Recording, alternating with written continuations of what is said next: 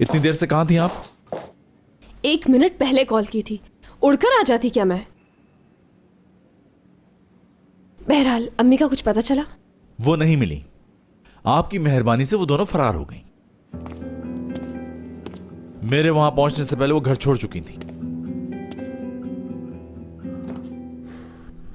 बहरहाल तुम मुझे ये बताओ कि गजल जब यहां आई थी तो तुम्हारी उससे क्या बात हुई? क्या कहा तुमने उससे? ओके, वो यहाँ आई थी और उसने कहा कि वो तुम्हारी बहन है, अम्मी की डेथ हो चुकी है और पीछे बहुत सा कर्ज छोड़कर गई हैं। और कुछ कहा? बस यही बात हुई।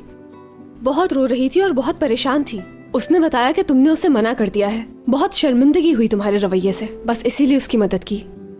वाह, ये सब कुछ कह के तुम कितने आराम से बरी हो गई।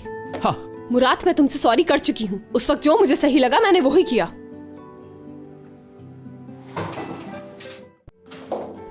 सॉरी बॉस, दखल अंदाजी के लिए माजरत चाहती हूँ, लेकिन वो एमरे आ गया है तो मैं आपको रात को इनवाइट करना चाह रही थी दोबारा मीटिंग के लिए। ठीक है, तुम चलो, हम आते हैं। हयाती लास्ट चांस है, मजीद कोई गलती नहीं होनी चाहिए। जैसा आप कहें मुराद सर।